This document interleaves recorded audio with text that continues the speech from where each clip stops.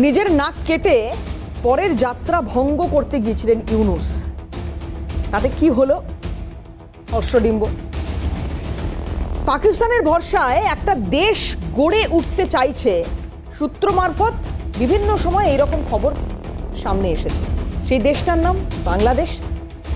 হাল্লা বলে আমি দেবরতী আপনাদের সঙ্গে রয়েছি এবং এই এতগুলো অনুষ্ঠান পরপর আমরা করছি, আপনাদের দেখাচ্ছি সেই অনুষ্ঠানে যে কেন হঠাৎ করে পাকিস্তানের সাহায্য নেওয়াটা বাংলাদেশ গঠনের জন্য, মানে এই যে বলা হচ্ছে 5 আগস্টের পর থেকে এটা নাকি নতুন স্বাধীনতা বাংলাদেশের, তো এই স্বাধীনতা অর্জনের জন্য পাকিস্তানের সেনাবাহিনী, পাকিস্তানের বুদ্ধি, পাকিস্তানের কূটনীতি, পাকিস্তানের অর্থনৈতিক সুবিধা কি কারণে বাংলাদেশের জন্য প্রয়োজন হয়ে পড়ছে তা নিয়ে কথা বলেছি এবং বারবার এটাই সামনে এসেছে, যতবার আলোচনা করেছি, যত বিশেষজ্ঞরা আমাদের সঙ্গে বসেছেন, যে ভারত বিরোধিতাই একমাত্র লক্ষ্য, আর সেটা করতে গিয়েই পাকিস্তান বা চীনের মতো রাষ্ট্রের সঙ্গে হাত মেলানোর ভাবনা চিন্তা ইউনূস সরকার করছেন। কিন্তু এখন করতে গিয়ে কি হলো এবারে সেটা একটু আপনাদের দেখাই। দেখুন, আপনারা তো জানেনই যে পাকিস্তান ইতিমধ্যেই একটা সার্জিক্যাল স্ট্রাইক করে ফেলেছে। তারা আফগানিস্তানের উপর এই সার্জিক্যাল স্ট্রাইক করেছে, কেন না সেখানকার জঙ্গি নিকেশ করার জন্য। এবার সেটা করতে গিয়ে কি হলো দেখুন, দেখাই আপনাদের। যুদ্ধ ঘোষণার পর এবার পাক সীমানা দখল করছে তালিবান, এরকম খবর আসছে আমাদের কাছে। বিপুল অস্ত্র নিয়ে পাক ভূখণ্ডে প্রবেশ করছে তালিবান। কাজেই এই জায়গায় দাঁড়িয়ে পাকিস্তান কি করবে? গোলাগুলি শুরু হয়েছে খুররাম বর্ডার, সেখানে ব্যাপক গোলাগুলি চলছে খুররাম বর্ডারে। সীমান্তে ফিদায়ে বাহিনী তারা প্রস্তুত রয়েছে, যে কোনো সময় হামলা হতে পারে আরো ভয়ঙ্কর, আরো ভয়াবহ। বিশ্ব সন্ত্রাস পাক জঙ্গি আব্দুল মাক্কি, তাকে ইতিমধ্যেই হত্যা করা হয়েছে। তালিবান স্পেশাল কমান্ডো বদ্রি 313-র হাতে নিকেশ হচ্ছে পাক বাহিনী। আর অন্যদিকে বঙ্গোপসাগর, সেই বঙ্গোপসাগরে মায়ানমারের নৌবহর নেমেছে, কারণ আমরা দেখিয়েছিলাম আগেই আপনাদের যে সেন্ট মার্টিন দ্বীপ এই মুহূর্তে তাদের লক্ষ্য। আর পরবর্তীত পরিস্থিতিতে ভারত পরমাণু অস্ত্রের প্রয়োগের নীতির পক্ষে যাবে কিনা সেটা অবশ্য সময় বলবে। কিন্তু এই মুহূর্তে পাকিস্তানের ওপর ভরসা করাটা বাংলাদেশের, সেটা কতটা বুদ্ধিদীপ্ত হবে আমি জানি না। যে ছবি এই মুহূর্তে দেখতে পাচ্ছেন, আরেকবার একটু ছবিটা এবার আপনাদের সামনে তুলে ধরি। তালিবানের দখলে ইতিমধ্যেই পাক সীমানায়, যে বলছিলাম আপনাদের কিছুক্ষণ আগে, যে খুররাম যে সীমান্ত রয়েছে সেখানে কিন্তু ইতিমধ্যেই গোলাগুলি চলছে। পাকিস্তানের সীমানা দেখুন, সেই ছবি দেখতে পাচ্ছেন আপনারা, কি অবস্থা সেখানে। তালিবানের হাতে কিন্তু পাকিস্তানের সীমানা পৌঁছে গিয়েছে এবং খুব দ্রুত গতিতে পাকিস্তান এই দেশটির মধ্যে প্রবেশ করার চেষ্টা করছে তালিবান সেনা। পাকিস্তানের লক্ষ্য ছিল তালিবান, বা আমি যদি বলি যে আফগানিস্তানে যে সমস্ত জঙ্গি সংগঠনও রয়েছে সেই জঙ্গি সংগঠনের হাত থেকে আফগানিস্তানকে বের করে আনা। পাকিস্তান নিজেদেরকে সেফ রাখার জন্য এটা করেছিল। পাকিস্তানের মতো দেশ বারবার তাদের বিরুদ্ধে অভিযোগ উঠেছে জঙ্গি তোষণের। আর দেখুন, তালিবান শিবিরের সাম্প্রতিক ছবি কিছু বিভিন্ন জায়গায় সামনে এসেছে, সোশ্যাল মিডিয়া ভাইরাল হয়েছে, কিছু তথ্য আমাদের কাছে রয়েছে, সেই ছবি আপনাদের দেখাচ্ছি। যুদ্ধের প্রস্তুতি একেবারে তুঙ্গে, আর তাদের বিরুদ্ধে যুদ্ধ পাকিস্তানের বিরুদ্ধে। এই পাকিস্তান যাদেরকে ভরসা করছে বাংলাদেশ, এখন ভারত কি করতে পারে আমরা একটু এবার সেই দিকে নজর রাখবো। আজকেই সম্পূর্ণ তথ্য আমাদের চিফ রিপোর্টার সত্যজিৎ মুখোপাধ্যায় আপনাদের সামনে তুলে ধরেছেন। আজকে হাল্লাবল শুরু করব, যারা বিশিষ্টরা রয়েছে তাদের সঙ্গে ডেফিনেটলি কথা বলবো, কিন্তু তার আগে চিফ রিপোর্টার সত্যজিৎ মুখোপাধ্যায়ের এই ব্যাখ্যাটা একটু দেখে নিতে চাইবো আপনাদের। দেখুন, ভারত কি সিদ্ধান্ত নিতে পারে তোমাকে বলবো, খুব গুরুত্বপূর্ণ বিষয়। কারণ ভারত, তুমি দেখবে যে পাকিস্তান বলছে প্রয়োজনে আমরা পরমাণু অস্ত্র দেবো বাংলাদেশকে। বাংলাদেশ ধেই ধেই করে নাচছে এবং বাংলাদেশের যে রূপপুর পারমাণবিক কেন্দ্র, যদিও সেটার সিস্টেম কিছুটা আলাদা, সেখানে রেডিয়াম যাবে কিনা, বা রেডিয়ামের মতো নির্দিষ্টভাবে যে রেডিও অ্যাক্টিভ মেটালকে দিয়ে তারা কোনো ডার্টি বোম বানাবে কিনা এটা তো আমরা বলতে পারছি না। কিন্তু বাংলাদেশ অনেক ধরনের যে নাশকতার সঙ্গে জুড়ে গেছে বলে জানতে পারছি। ফলে তোমাকে বলবো যে তথ্য আমাদের কাছে এসে পৌঁছচ্ছে যে পিএমওর নিয়ন্ত্রিত, প্রধানমন্ত্রীর যে অফিস তার নিয়ন্ত্রিত বা প্রধানমন্ত্রীর দপ্তর নিয়ন্ত্রিত যে ন্যাশনাল সিকিউরিটি কাউন্সিল রয়েছে, সম্প্রতি তার একটা বৈঠক হয় এবং এই বৈঠকে যে ভারতের যে পরমাণু অস্ত্র প্রয়োগ, আমরা 2003 সালে আমরা নির্দিষ্টভাবে স্বাক্ষর করেছিলাম যে ভারতের পরমাণু অস্ত্র হচ্ছে এলাকার স্থিতিশীলতা শান্তির জন্য। আমরা কখনোই আকবরী আক্রমণে যাব না। আমরা সেই রাষ্ট্র, অর্থাৎ প্রয়াত প্রধানমন্ত্রী মনমোহন সিং যেমন তিনি সহনশীলতার কথা বলতেন, তিনি উন্নতির কথা, উন্নয়নের কথা বলেছিলেন, ঠিক সেই নীতি এখনো পর্যন্ত। কিন্তু এখানে যে মিটিংটি হয় তাতে যে ন্যাশনাল সিকিউরিটি কাউন্সিলের যে থ্রি লেয়ার্স যে স্ট্র্যাটেজিক পলিসি আছে, তাতে নির্দিষ্টভাবে প্রাক্তন এয়ার চিফ মার্শাল এম মাথেশ্বরন তিনি একটি প্রস্তাব দিয়েছেন এবং নির্দিষ্টভাবে সেই প্রস্তাবটি হলো যে আমাদের প্রতিবেশী রাষ্ট্র পাকিস্তান কোনো নো ফার্স্ট ইউজে স্বাক্ষর করেনি, অর্থাৎ যুদ্ধবাদী যারা পরমাণু অস্ত্র প্রয়োগ করে দেবে, এই বক্তব্য প্রথম থেকেই। এবং 71 সালের পর থেকে পাকিস্তানের যাবতীয় পরমাণু কর্মসূচি আমাদেরকে লক্ষ্য করেই। ফলে ভারতবর্ষের বাদিকে বাংলাদেশ তারা পাকিস্তান থেকে রেডিয়ামের মতো রেডিও অ্যাক্টিভ মেটাল নিতে পারে চুরি করে, বা অন্যভাবে লুকিয়ে গোপনে ডার্টি বোম বা নিউক্লিয়াস তৈরি করতে পারে। সেখানকার অধ্যাপক শাহিদুজ্জামান সেই হুঙ্কার দিচ্ছেন বসে বসে। তার ফলে পরিবর্তিত যে ভূ রাজনৈতিক কৌশলের জায়গা থেকে এই যে সাম্প্রতিক যে বৈঠক হয়েছে, সেই বৈঠকে প্রস্তাব এসছে যে নো ফার্স্ট ইউজ আমরা উইথড্র করবো কিনা, অর্থাৎ আমাদের যে পরমাণু বিশাল শক্তি আমাদের হাতে রয়েছে তার প্রয়োগের ব্যাপারে আমরা ঠিক কী সিদ্ধান্ত নিতে চলেছি সেটি এখনও চূড়ান্ত সিদ্ধান্ত আসেনি এবং আমরাও এ বিষয়ে কোনো সিদ্ধান্ত জায়গা তো নেই। ফলে এ বিষয়ে প্রধানমন্ত্রী নিয়ন্ত্রিত যে ন্যাশনাল সিকিউরিটি কাউন্সিল, তার মধ্যে 3 বাহিনী রয়েছে। অজিত ডোভাল এনএসএ তিনি নিজে থাকেন সেই বৈঠকে, তিনি এর পৌরোহিত্য করেন। একই সঙ্গে 27টি এজেন্সি, অর্থাৎ সেন্ট্রাল আইবি থেকে শুরু করে র থেকে শুরু করে 27টি এজেন্সির মধ্যে ইনভলভ থাকে। তাদের সবার আলোচনা হয়েছে, বিভিন্ন জন বিভিন্ন প্রস্তাব দিয়েছে। সবথেকে গুরুত্বপূর্ণ এম মাথেশ্বরন তিনি বলেছেন যে এই ভূ রাজনৈতিক অবস্থায় ভারতবর্ষের নো ফার্স্ট ইউজ এর থেকে হয়তো সরে আসার সময় এসছে বা ভেবে দেখতে হবে তাহলে ভারতের লক্ষ্য কী হতে পারে। জানি না যে এখন সেই পরিস্থিতি আগামী সময় তৈরি হবে কিনা যে পরমাণু অস্ত্র ব্যবহার করার মতো সময় আসবে, সেটা খুবই কঠিন বলা।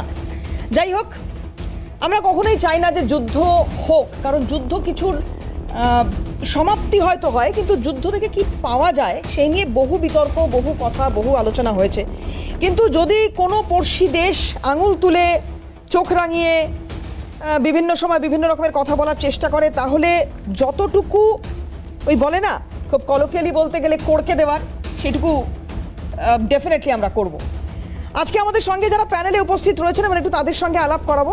আজকে স্টুডিওর মধ্যে যারা রয়েছেন প্রথমে তাদের সঙ্গে আলাপ করাই। বিজেপির তরফ থেকে মুখপাত্র তরুণজ্যোতি তিওয়ারি রয়েছেন, তরুণদাকে স্বাগত জানাই আমার অনুষ্ঠানে, এবং পাশাপাশি রাজনৈতিক পর্যবেক্ষক অনিন্দ্য সিংহ রায় রয়েছেন, অনিন্দ্যদাকে স্বাগত জানাবো। এবং আজকে স্টুডিওর বাইরে থেকে যারা রয়েছেন তাদের সঙ্গে আলাপ করে প্রথমে বাংলাদেশ থেকে যিনি রয়েছেন, বাংলাদেশ মানবাধিকার বাস্তবায়ন পরিষদের চেয়ারম্যান রেজাউল ওয়াদুদ রয়েছেন। স্যার, আপনাকে স্বাগত জানাই আমার অনুষ্ঠানে। আপনাকে বোধহয় আমি দ্বিতীয়বার পেলাম আজকে আমার অনুষ্ঠানে, আমি আসবো, আপনার সঙ্গে কথা বলবো ডেফিনেটলি। আর পাশাপাশি আমাদের সঙ্গে জাতীয় নিরাপত্তা ও সুরক্ষা বিশেষজ্ঞ আর্য ঘোষ রয়েছেন, আর্যদাকে আমার অনুষ্ঠানে স্বাগত জানাই। অমিতাভদা রয়েছেন, অমিতাভ কাঞ্জিলাল রাজনৈতিক বিশ্লেষক, অমিতাভদাকে স্বাগত জানাবো আমার অনুষ্ঠানে। আমি প্রথমে যেহেতু ভারতের কি করণীয় এই জায়গাটা দিয়েই শুরু করেছি অনুষ্ঠান, তাই আর্যদার কাছে আসি।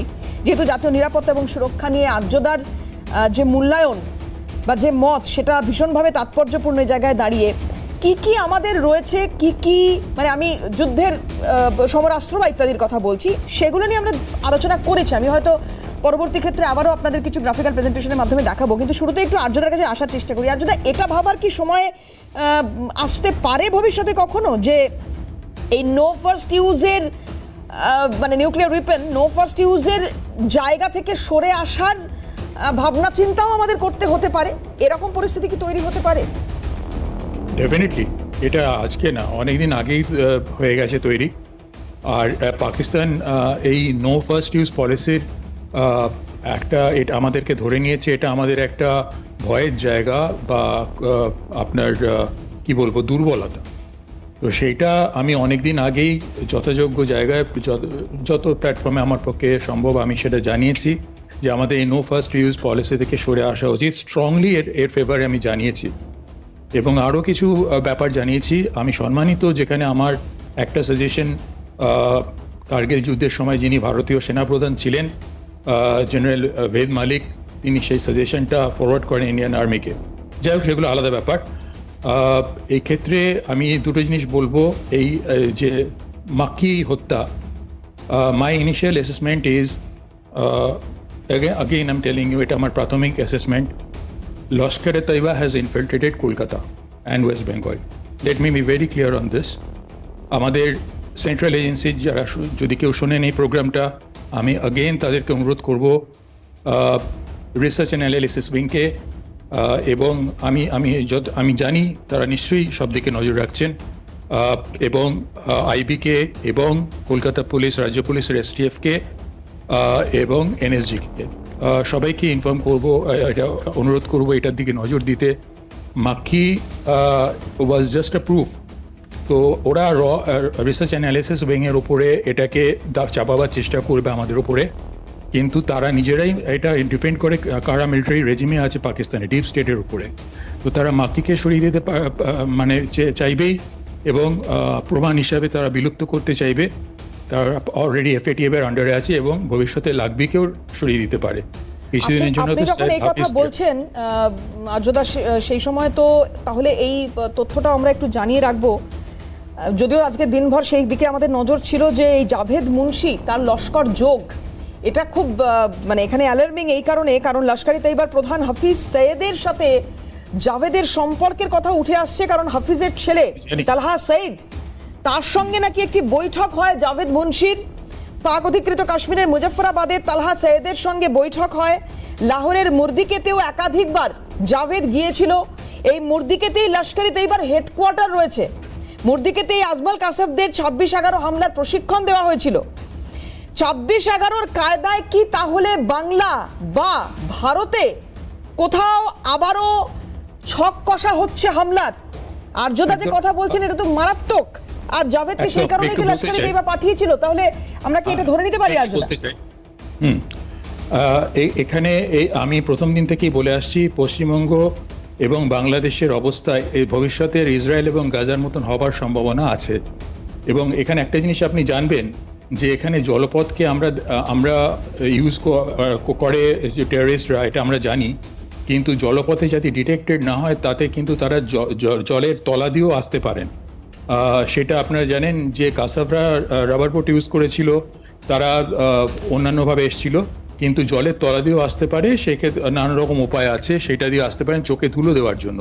এই জন্য পোরাস জায়গাগুলোতে আমাদের লক্ষ্য দেওয়া অত্যন্ত জরুরি। একটা জিনিস আমি বলি আপনাকে, এখানে ওদের যেটা ইনিশিয়াল অ্যাসেসমেন্ট যেটা গাজাতে হচ্ছে, গাজাতে যারা হামাজরা তারা ওই আন্ডারগ্রাউন্ডে চলে গেছিল এবং তার সঙ্গে ওপরে রেখে দিয়ে গেছিল নিরীহ সাধারণ মানুষদেরকে। ওখানে হিন্দু পপুলেশন এবং অন্যান্য সংখ্যালঘু পপুলেশন অত্যন্ত বেশি, সেই জন্য ওরা এটা অ্যাসেস করছে যে ইন্ডিয়া টার্গেট করবে না, কোলাটেরাল ড্যামেজ যাতে না হয়, সেই জন্য ইন্ডিয়া ওইভাবে টার্গেট করবে না। সেইটা তাদের একটা শিল্ড হিসেবে ইউজ করবে। তারা তলায় চলে যাবে, হস্টেজ সিচুয়েশন হওয়ার সম্ভাবনা বেশ ভালো আছে। এটা আমি আরেকবার, এটা বোধহয় তৃতীয় বা চতুর্থবারের জন্য বলে দিলাম। সেই জন্য আমাদের অভ্যন্তরীণ নিরাপত্তাটা শক্ত করা অত্যন্ত দরকার। আমি রাজনীতির বাইরে একদম, তবে সমস্ত রাজনৈতিক দলকে আমি অনুরোধ করব আপনারা একত্রিত হন। আর এখানে দরকার হলে প্রশাসনে মানে রাজ্য সরকারে যারা আছেন তারা লিফলেট ছড়ান। এটাকে প্যানিক ছড়ানো বলে কিন্তু দয়া করে অভিহিত করবেন না। ভবিষ্যতে যদি কোনো মারাত্মক ঘটনা ঘটে যায়, মানুষ কিন্তু ক্ষমা করবে না কাউকে, সে যে রাজনৈতিক দলই হোক। একদমই তাই। আর এই যে দেশটার কথা বারবার উঠে আসছে পাকিস্তান, সেই মুজফ্ফরাবাদে তালহা সৈয়দের সঙ্গে বৈঠক হচ্ছে এই পাকিস্তানেরই, লস্কর-ই-তৈবার হেডকোয়ার্টার মুর্দিক সেটাও এই দেশে। আর এই দেশটা এই মুহূর্তে আফগানিস্তানের সঙ্গে যুদ্ধ করার পরিকল্পনা করছে। তারা কিভাবে এগোচ্ছে তাদের প্ল্যানিং। আর এই দেশটাকে এত ভরসা কি কারণে বাংলাদেশের এই মুহূর্তে অন্তর্বর্তীকালীন সরকার করছে জানি না, আমি উত্তর খোঁজার চেষ্টা করব ডেফিনেটলি। কিন্তু একটা বিরতির সময় হয়ে গিয়েছে, তারপর রেজাউল সাহেব রয়েছেন আমাদের কাছে, তার কাছ থেকে উত্তরটা নেওয়ার চেষ্টা করব। না হলে এই দেশের সরকারের প্রধান উপদেষ্টাকে ফ্যাসিবাদ বা ফ্যাসিবাদী শক্তির পূজারী হিসেবে বিএনপির নেতৃত্ব ব্যাখ্যা করলেই বা কেন, সেই বক্তব্য শোনাবো আপনাদের। গভর্নমেন্ট মেশিন তো পুরোপুরিভাবে এখনো ফ্যাসিবাদের আপনার মধ্যে আছে। তো সেই মাইন্ডসেটটা তো তৈরি করতে হবে যে আমরা যেন ৭১কে ভুলে না যাই। গভর্নমেন্ট বসবেন, গভর্নমেন্টের সঙ্গে আলোচনা হবে, আলোচনা আরও সময় লাগবে, যত বেশি সময় যাবে আমার কাছে মনে হয়, আমাদের কাছে মনে হয় যে সমস্যাগুলো তত বাড়বে। আপনার প্রশাসন, ইউর গভর্নমেন্ট মেশিনারি, সেই গভর্নমেন্ট মেশিনারি তো পুরোপুরিভাবে এখনো ফ্যাসিবাদের আপনার মধ্যে আছে, এতটুকু পরিবর্তন হয়নি। মন মানসিকতাটা খুব বড় জিনিস, মাইন্ডসেট খুব জরুরি কথা আমার কাছে মনে হয়েছে, যে আমরা যেন ৭১কে ভুলে না যাই, ১৯৭১ সাল, এটাকে যেন আমরা কখনো ভুলে না যাই। বিএনপির অপর নেতা রুহুল রিজভী, তার একটা প্রতিক্রিয়া রয়েছে, সেটা একটু শোনাবো, দেখুন। যে রাষ্ট্রীয় গোয়েন্দা সংস্থাগুলো কারা কারা নির্বাচিত হবেন, কারা কোন রাজনৈতিক দল করবেন, এইটা যদি নির্ধারণ করে দেন, তাহলে শেখ হাসিনার বিরুদ্ধে লড়াইয়ের কি আর থাকলো। উনি তৃণমূল থেকে জাতীয় পর্যায় পর্যন্ত গোয়েন্দা সংস্থা দিয়ে তিনি বিরোধী দলের লোকজনকে ধমক দিতেন, চেষ্টা করাতেন যে বিএনপি থেকে তাদেরকে যেন সরিয়ে দেওয়া যায়, তারা যেন আরেকটি রাজনৈতিক দল গঠন করতে পারে, তারা যেন বিএনপিকে ভাঙে। এই কাজটাই তো ১৬-১৭ বছর শেখ হাসিনা গোয়েন্দা সংস্থাগুলোকে দিয়ে করিয়েছেন। এখন আমরা আবার শুনছি যে গোয়েন্দা সংস্থার লোকরা নাকি একটি রাজনৈতিক দল গঠনের জন্য কাউকে কাউকে সমর্থন দেওয়ার জন্য বিভিন্ন জায়গায় তারা কাজ করছে। যে মানুষ যে দলকে পছন্দ করে তাকে তারা ভোট দেবে, এখানে কোনো নির্দেশনা, এখানে কোনো হুমকি, এখানে রাষ্ট্রের কোনো খবরদারি থাকবে না। এখানে অন্তর্বর্তীকালীন সরকার, তাদের মনে যদি কোনো অসৎ উদ্দেশ্য থাকে যে আমরা আবারও মঈনুদ্দিন ফখরুদ্দিনরা যে প্রচেষ্টা নিয়েছেন যে বিএনপিকে ভাঙার, গণতান্ত্রিক শক্তিকে দুর্বল করার, সেই ধরনেরই আরেকটি ক্ষুদ্র প্রচেষ্টা অত্যন্ত ক্ষীণ আকারে এই সরকারের ভিতরে কাজ করছে কিনা, তাদের অন্তরের মধ্যে ক্রিয়াশীল আছে কিনা, এই নিয়ে জনগণে কিন্তু ব্যাপক সন্দেহ দেখা দিচ্ছে। কারণ আজকে সাইবার সুরক্ষা অধ্যাদেশের যে আমরা রূপটি দেখছি, সেই রূপটিতে আমার কাছে ভালো কিছু ঠেকছে না। আমার কাছে মনে হচ্ছে ডালের মধ্যে কিছু কালো পদার্থ রয়েছে বলে মনে হচ্ছে। গতকাল আমি রেজাউল সাহেবের কাছে আসবো। রেজাউল সাহেব, আজকেই একটি আপনি বেটার জানবেন যে ঐক্য কোন পথে শীর্ষক একটি আলোচনা সভা এখানে অনুষ্ঠিত হয়েছে আপনার দেশে, যেখানে পরিবেশ, বন ও জলবায়ু পরিবর্তন মন্ত্রণালয়ের উপদেষ্টা সৈয়দা রিজওয়ানা হাসান, তিনি খুব গুরুত্বপূর্ণ একটা বক্তব্য রেখেছেন। তিনি যেটা বলছেন যে কেবল নেতৃত্ব পরিবর্তন হয়ে গেলে সব পরিবর্তন হবে না, যতক্ষণ পর্যন্ত না মানসিকতার পরিবর্তন আসে। ইউনূস বিরোধী হাওয়া আপনার দেশে কি খুব প্রবলভাবে বইছে এই মুহূর্তে? ধন্যবাদ দিদি, আপনাদেরকে সবাইকে একটা স্পষ্ট করে জানাচ্ছি যে বাংলাদেশে আসলে এখন, আমি আগেও বলেছিলাম যে অবস্থা বিরাজ করছে, সেটা হলো ডক্টর মোহাম্মদ ইউনূস ক্ষমতা গ্রহণের পর তিনি চেষ্টা করছেন কোনো প্রকার দ্বিধাদ্বন্দ্ব ছাড়া সুষ্ঠুভাবে, সুন্দরভাবে সবার সাথে একটা সমঝোতা রেখে ভালোভাবে দেশ পরিচালনা করা। যেহেতু তিনি রাজনীতি করেন না বা রাজনীতির সাথে তার সংশ্লিষ্টতা নেই, সেহেতু তিনি চাচ্ছেন যে সবার সম্মিলিত প্রচেষ্টার মাধ্যমে দেশটা গড়ে উঠুক। এখন আভ্যন্তরীণ রাজনীতির কথা বিবেচনা করলে দেখা যায় যে সবাই, সব দলই, সব সংগঠনই চাচ্ছে তারা তাদের প্রাধান্য রাখতে। এখানে বাংলাদেশের প্রধান যে রাজনৈতিক দল, বাংলাদেশ জাতীয়তাবাদী দল বিএনপি, তারা চাচ্ছে যে তাদের মতো করে তারা একটা গণতান্ত্রিক ভাবে নির্বাচিত হয়ে সরকার পরিচালনা করবে। আর অপরদিকে যে সংগঠনগুলো আছে, যারা আছে, তারাও চেষ্টা করছে। এদিকে জামায়াতে ইসলামী বাংলাদেশ, এদের আগে যে অবস্থান ছিল এখন সে অবস্থান নেই। এখন তারা বাংলাদেশে জনপ্রিয়তার দিকে এগিয়ে যাচ্ছে।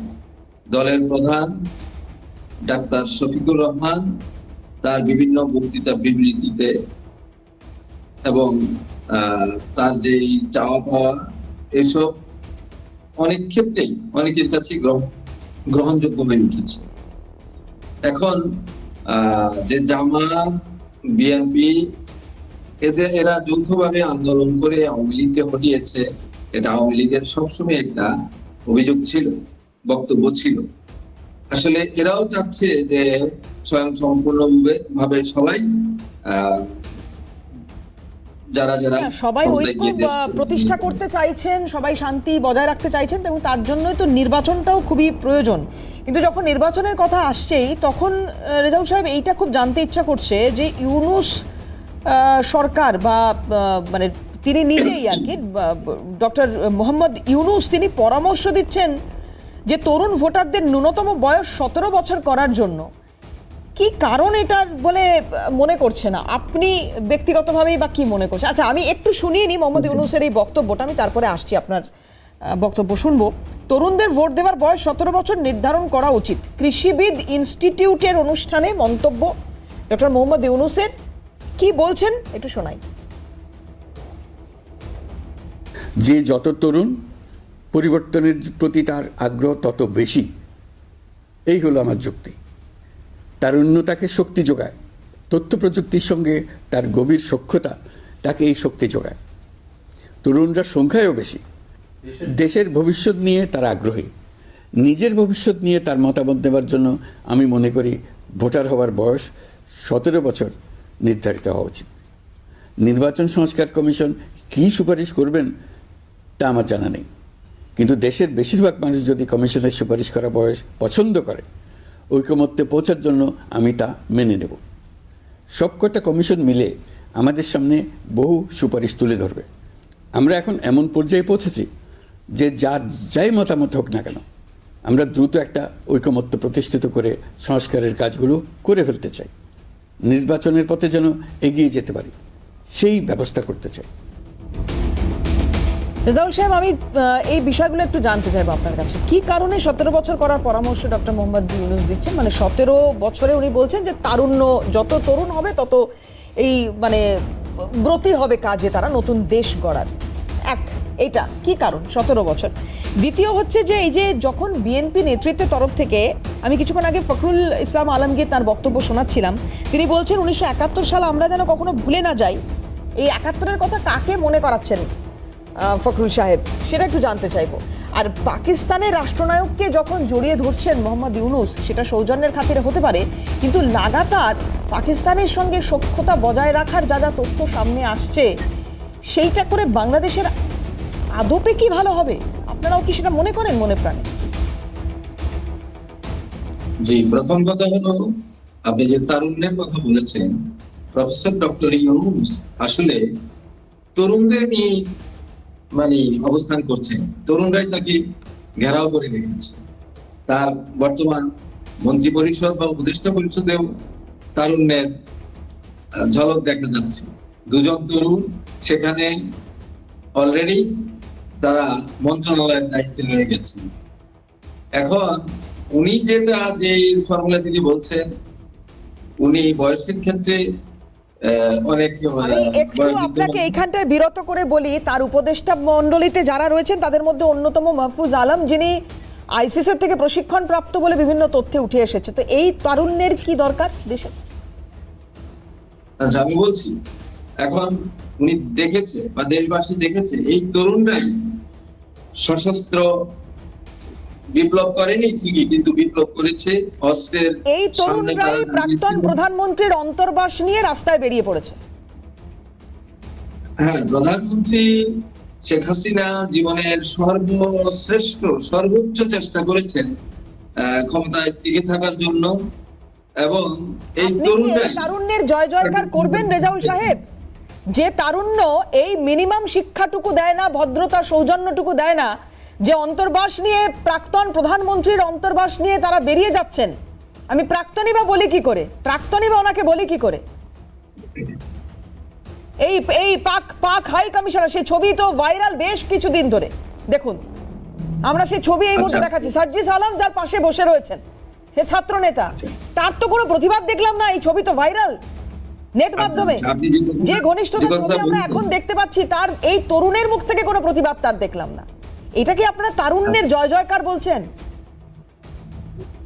আপনি যে কথা বলছেন যখন একটা দেশে সরকার পরিবর্তন হয়, এটা সারা বিশ্বেই দেখা গেছে মানুষের মধ্যে যে ক্ষোভ যেটা দানা বেঁধেছিল, তার কারণে লক্ষ জনতা তার বাসভবনে ঢুকে পড়েছিল। তো সেখানে যে যা পেরেছে, যেভাবে পেরেছে, এটাকে উৎসব হিসেবে তারা নিয়েছে। তারা সেখানে থেকে লুটপাট বা সেখান থেকে তারা কোন ধরনের সেটাকে তারা অন্যায় মনে করেনি। তারা মনে করেছে তারা স্বাধীন হয়েছে 5 আগস্ট এবং সেটা তারা উৎসব হিসেবে নিয়েছে। আর যেটা বলেছেন যে কথাটা, যে অন্তর্বাসের কথা, আসলে বিষয়টা কারোই ওভাবে নজরে আসেনি, ওটা তারা ওভাবে দেখেনি, ওরা দেখেছে একটা উৎসব হিসেবে এটা। আর দ্বিতীয় কথা হলো যে ডক্টর ইউনূস যাদেরকে নিয়ে সরকার গঠন করেছেন তাদের মধ্যে একজন, আপনি বলছেন যে আন্তর্জাতিক ভাবে সে সন্ত্রাসী গোষ্ঠীর সাথে জড়িত, এটা সঠিক না। আসলে প্রত্যেকে নিরাপত্তার জন্য প্রত্যেকে তাদের সাংগঠনিক তৎপরতাকে জোরদার করার জন্য এক একটা অবস্থানে চলে যায়। না মানে হঠাৎ এখন যদি এটা কোনো মানে বাংলাদেশের মনে হয় যে তারা নিরাপদ নয়, আর সেই নিরাপদ নয় আবার তাদের মনে হয় ভারতের থেকে নিরাপদ নয়, তার কি কারণ সেটাও তো মানে বোঝা দুষ্কর। এতদিন তো মনে হয়নি, আজকে হঠাৎ কেন মনে হচ্ছে তারা নিরাপদ নয়? যাই হোক, আমি একটা বিরতি নেব, বিরতির পর ফিরে এসে বাকিরাও রয়েছেন তাদের কাছেও যাব, তাদের মত শুনবো এই বিষয়ে কি বলছেন তারা। ইউনূসের এই মুহূর্তে এই সরকারটা কি ফ্যাসিবাদের সরকার দেশে? যেখান থেকে শুরু করেছিলাম আজকের অনুষ্ঠান, আবারও একটু সেই জায়গাটাতেই আসার চেষ্টা করব যে পাকিস্তানের ওপর ভরসা রেখে লাভ কতটা কি হবে বাংলাদেশের জানি না, কিন্তু হঠাৎ করে আজকে বাংলাদেশের এই কথা যদি মনে হয়ে থাকে যে তারা নিরাপদ নয় এবং সেই কারণে তাদের পাশে দাঁড়ানোর জন্য পাকিস্তান বা চীনের মতো রাষ্ট্র তারা অনেক এগিয়ে থাকবে, তারা তাদের আত্মীয় সম, সেইটা মনে করার যদি কারণ তৈরি হয়, তাহলে তাদের এটাও জেনে রাখতে হবে যে তাদের মোকাবিলা করার জন্য, অর্থাৎ পাকিস্তান বা চীনের মতো দেশকে মোকাবিলা করার জন্য আমরা যথেষ্ট প্রস্তুত। কারণ এই মুহূর্তে গোটা বিশ্বে আমরা 4 নম্বরে রয়েছি, ভারতীয় সেনাবাহিনী তারা 4 নম্বরে রয়েছে এবং শত্রুপক্ষের থেকে কোথায় কোথায় এগিয়ে রয়েছে ভারত, আমি আরও একবার একটা গ্রাফিক্যাল প্রেজেন্টেশনের মাধ্যমে আপনাদের সামনে তুলে রাখতে চাইবো। বাংলাদেশের যে মানুষেরা আমাদের এই অনুষ্ঠানে এই মুহূর্তে দেখছেন তারাও ভালো করে নোট করে নিন। বিমান প্রতিরক্ষায় শত্রুপক্ষের থেকে এগিয়ে রয়েছে ভারত। পাকিস্তানের কাছে JF-17 থান্ডার যুদ্ধ বিমান চীনের সাহায্যে তৈরি হলেও প্রযুক্তিগতভাবে সেটি পিছিয়ে।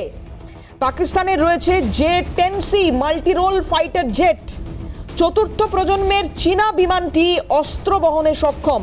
বিমানটিতে রয়েছে স্বয়ংক্রিয় রাডার সিস্টেম। বাংলাদেশ 16টি J-10C যুদ্ধ বিমান কিনতে চলেছে। এ বিষয়ে চীনের সঙ্গে আলোচনা হয়েছে বলেও জানা যাচ্ছে। বর্তমানে বাংলাদেশ MiG-29 এবং F-7 জেটের ওপর নির্ভরশীল। ভারতের কি রয়েছে? উচ্চতর বিমান শক্তি রয়েছে। ভারতের ভাড়ারে রয়েছে রাফাল Su-30 MKI, মিরাজ 2000, আর কি রয়েছে? দেশীয় তেজসের মতো আধুনিক ফাইটার জেট। উন্নত প্রযুক্তি অস্ত্রে সজ্জিত ভারতের বিমান প্রতিরক্ষা রাফাল ভিজুয়াল রেঞ্জের বাইরে থেকে যুদ্ধ করতে সক্ষম। নতুন করে আর এই তথ্যগুলো তুলে ধরছি না, কারণ আপনারা দেখেছেন, আপনারা জানেন, প্রতিদিনই সেই ছবি আপনাদের সামনে তুলে ধরছি, যে সমস্ত প্রেজেন্টেশন, গ্রাফিক্যাল প্রেজেন্টেশন সেখানে আপনারা দেখেছেন। এবং বর্ডার এলাকাগুলোতে ভারতীয় সেনাবাহিনী বা ভারতীয় সমরাস্ত্রের যে এই মুহূর্তে যে সমস্ত অ্যাক্টিভিটিসগুলো রয়েছে সেগুলো আপনাদের সামনে তুলে ধরেছি। Bharat S-400 Triumf missile system মোতায়েন করেছে, যে লং রেঞ্জের হামলা শনাক্ত এবং নিষ্ক্রিয় করতে সক্ষম। আর যদি পরিসংখ্যানের দিক থেকে দেখা যায় তাহলে সংখ্যার দিক থেকে পাকিস্তান এবং বাংলাদেশ পিছিয়ে রয়েছে, কারণ 400টির বেশি ফাইটার জেট পাকিস্তানের কাছে রয়েছে, বাংলাদেশের কাছে রয়েছে মাত্র 50টি বিমান, ভারতের কাছে 500টিরও বেশি ফাইটার জেট রয়েছে। তেজস মার্ক 2 ফাইটারে আকাশে ভারতের আধিপত্য সেও আপনাদের দেখিয়েছি। এখন এই এত সমর সজ্জা, এই এত কিছুর প্রয়োজন নেই। কিছুদিন আগেই কেন্দ্রীয় স্বরাষ্ট্রমন্ত্রী অমিত শাহ তিনি স্পষ্ট করেছিলেন শিলিগুড়িতে একটি অনুষ্ঠানে এসে, খুব স্পষ্টভাবে বলেছিলেন বর্ডার এলাকায় দাঁড়িয়ে যে এসএসবি তাদের যা সক্ষমতা সেটাই যথেষ্ট, কোনো রকম অনুপ্রবেশ হোক বা যাই হোক না কেন এটাকে আটকানোর জন্য। অর্থাৎ ভারতীয় সেনাবাহিনী তাদের তৎপরতার প্রয়োজনই নেই। যদি বাংলাদেশ মনে করেন, সব থেকে বড় কথা হচ্ছে, আমি এর আগেও বহুবার এই অনুষ্ঠানে প্রশ্নগুলো তুলেছি, যে কার কাছ থেকে প্রশিক্ষণ নেওয়ার কথা বাংলাদেশ ভাবছে, যে সমস্ত বিমান কেনার কথা হচ্ছে, যে সমস্ত অত্যাধুনিক সমরাস্ত্র কেনার কথা বলা হচ্ছে, প্রশিক্ষণ কারা দেবে, কিভাবে সম্ভব প্রশিক্ষণ পাওয়া? একদিকে বাংলাদেশের মায়ানমার যে সীমান্ত উত্তপ্ত হয়ে রয়েছে, আর অন্যদিকে এই মুহূর্তে আর্থিক সংকট বাংলাদেশে চলছে। আমি জানি না রেজাউল সাহেবরা এগুলো স্বীকার করবেন কিনা, কিন্তু এই যে ঐক্যের কথা, সাম্যের কথা, শান্তির কথা বারবার বলছেন, কিভাবে সম্ভব জানি না। বাকি যারা প্যানেলিস্ট রয়েছেন এবার একটু তাদের কাছে আসবো। আমি প্রথমে একটু তরুণদার কাছে আসি। তরুণদা, আমি আবারও বলবো, যুদ্ধ কোনো কিছু সমাধান হতে পারে না, কিন্তু যদি বারবার একইভাবে একই রকমভাবে, এবং এই ধরনের কথাগুলোর কি মানে আমি জানি না, অন্যান্য প্যানেলিস্ট যারা রয়েছেন তারা বহুবার এসে কথা বলেছেন বাংলাদেশ থেকে যে বাংলাদেশে শান্তি বজায় রয়েছে, অথচ চৈতন্যপ্রভুর কেস লড়ার জন্য একজন আইনজীবী পাওয়া যায় না। আর তার মধ্যেই বড় বড় কথা, কলকাতা দখল করে নেবো, রেড ফোর্টে গিয়ে পতাকা ওড়াবো, এগুলো কি হচ্ছে? কতদিন চলবে এইসব? দেখো, ব্রেন যদি লুঙ্গির তলায় থাকে এরকম কথাবার্তা আসে, এটা নিয়ে বেশি কথা বলা দরকার নেই। তুমি কার সাথে যুদ্ধের কথা বলতে পারো? এটা নিয়ে আমরা আলোচনাই বা করছি কেন? যেগুলো ফাইটারগুলোর কথা হচ্ছে, এগুলো মানে এয়ারক্রাফটের কথা হচ্ছে বা ট্যাঙ্কের কথা হচ্ছে, চালাতে গেলে তো ফুয়েল লাগে, এনার্জি লাগে। যে দেশটায় দুটো দেশেই, বাংলাদেশ পাকিস্তান, দুটো দেশে এনার্জি ক্রাইসিসে ভুগছিল, ফুয়েল নেই, এদের কি হাওয়ায় চালাবে না দোয়া করবে? দোয়ায় চলবে এই ফাইটারগুলো? চলবে না, এটা বেকার কথাবার্তা। পাকিস্তানের একটা বাংলাদেশ নিয়ে ইন্টারেস্ট থাকতে পারে। কীরকম ইন্টারেস্ট তোমায় বলে দিচ্ছি। তোমরা জানো পাকিস্তান হচ্ছে চায়নার সাথে একটা এগ্রিমেন্ট করেছিল।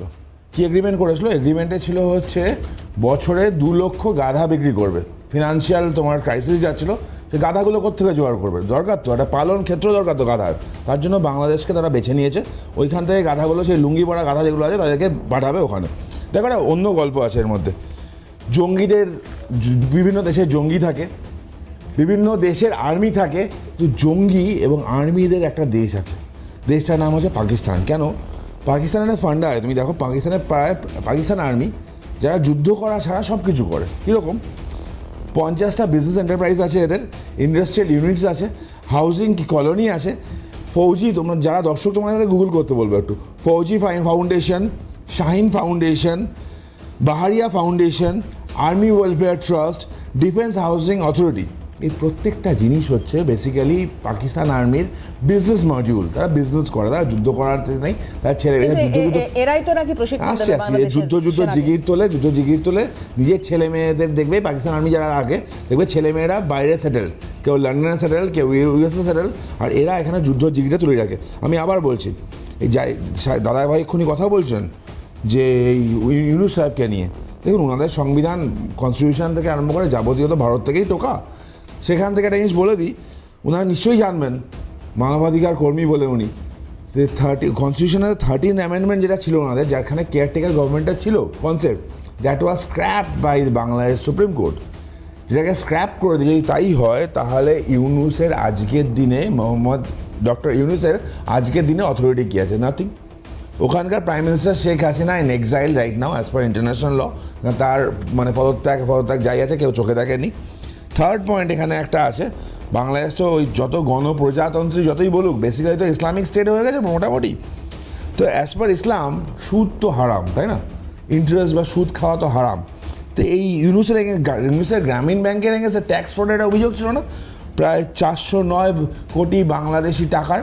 তারা সুদখোর, তাদের কেয়ারটেকার, ইসলামে আঘাত লাগছে না তো?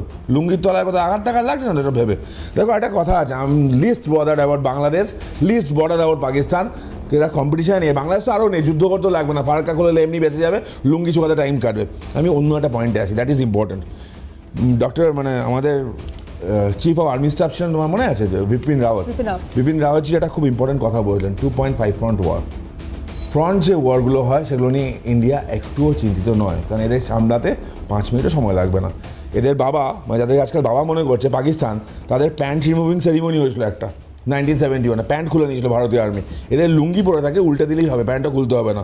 এবং আরও একটা গল্প তোমার জেনে রাখা উচিত এখানে, এই তুমি যদি এদের কথা যদি বলছো, তাদের কথা মানে আসছে, আমি উল্টো যে 2.5 ফ্রন্ট ওয়ারের কথা বলছি, দ্যাট ইজ মোর ইম্পর্টেন্ট। কেন? পশ্চিমবঙ্গ থেকে কারা ধরা পড়ছে? আনসারুল্লাহ বাংলার জঙ্গি ধরা পড়ছে। জামাতের ওপেন প্লেগ্রাউন্ড হয়ে গেছে এখানে। ক্যানিং থেকে হাফিজ সাইদ ধরা পড়ছে, যে well trend. Assam police, Jammu Kashmir police, Uttar Pradesh police Paschimbanga থেকে এসে জঙ্গি ধরে নিয়ে যাচ্ছে। প্রোটোকল হিসাবে মানে পশ্চিমবঙ্গ পুলিশকে ইনফর্ম করছে, একসাথে ধরছে। আমার প্রশ্ন অন্য জায়গায়, পশ্চিমবঙ্গ পুলিশ ধরতে ব্যর্থ হচ্ছে কেন? পশ্চিমবঙ্গ পুলিশ কেন ধরছে না? ইন্টেল বাইরে থেকে যদি আসছে, পশ্চিমবঙ্গের ইন্টেল কোথায়? খুব একটা বিখ্যাত উক্তি আজকে মনে বসাতে পারতি, যে গরু দুধ দেয় তার লাথি খাওয়া বলো। তো যার গরু যে দুধ খাবে খাক না, কোনো অসুবিধা নেই, লাথিটা আমরা কেন খাবো? আমাদের ন্যাশনাল সিকিউরিটি কেন মানে কম্প্রোমাইজ হবে খালি ভোট ব্যাংকের জন্য? 2006 সাল বুদ্ধবাবু, আমি খালি তৃণমূলের দোষ দেবো না, 2006 সালে বুদ্ধবাবু ফার্স্ট আইডেন্টিফাই করেছিলেন প্রবলেমটাকে। বলেছিলেন যে খারিজি মাদ্রাসাগুলো জঙ্গি তৈরির আতুর ঘর। বলার ঠিক 48 ঘন্টার মধ্যে তাকে পাল্টি মারতে হয়েছিল। না না, এমন কিছু বলেনি। বারবার সেন্ট্রাল লাইব্রেরি রিপোর্ট আছে, ইলিগাল মাদ্রাসাগুলো জামাতের প্লেগ্রাউন্ড হয়ে যাচ্ছে। এখানে পশ্চিমবঙ্গ সরকার ব্যবস্থা নিচ্ছে না কেন? বর্ডার আনসিকিউর, বেশ কিছু জায়গায় ইনসিকিউর বর্ডার, পোরাস বর্ডার ঘেরা পসিবল হয়নি। তার কারণ হচ্ছে যেখান থেকে মানে জমি দিচ্ছে না, এই সরকার জমি দিচ্ছে না কেন? অটল বিহারী বাজপেয়ী সেই বিখ্যাত কথা তোমার মনে আছে? কদিন আগে তার জন্মদিন ছিল, 25শে ডিসেম্বর। একটা বিখ্যাত উক্তি পার্লামেন্টে দাঁড়িয়ে তিনি বলেছিলেন যে সরকারে আয়েগি সরকারে যায়গি, পার্টিয়া বনেগি পার্টিয়া বিগড়েগি, মগর ये দেশ চলনা চাহিয়ে। সো আমি আবার পরিষ্কার করে দিচ্ছি, we are not concern about that front war, we are concern about that 2.5 front war সেখানে। আর বাংলাদেশ পাকিস্তান নিয়ে একটা ব্যথা থাকবে। কেন থাকবে জানো তো? বায়োলজিক্যাল ইস্যু আছে। বাংলাদেশ লিবারেশন ওয়ারের সময় প্রায় টিক্কা খানের সেনা 2 থেকে 4 লাখ বাংলাদেশি মহিলাদের রেপ করেছিল। তার লিগেসি ছিল, আইডিয়া ছিল, যদি আমরা রেপ করি অ্যান্ড যদি প্রেগনেন্ট করি, সেই বাচ্চাগুলোকে যদি জন্মায়, সেই বাচ্চাগুলো পাকিস্তানের হয়ে কথা বলবে, বাবার এগেনস্টে যাবে না। That was the philosophy. Children of war বলা হতো এদেরকে। তো যারা আজকে পাকিস্তানকে সাপোর্ট করছে ওই রেপ ঘটনার পরেও, আমার সন্দেহ হয় তারা জারজ সন্তান কিনা, তারা চিলড্রেন অফ ওয়ার কিনা।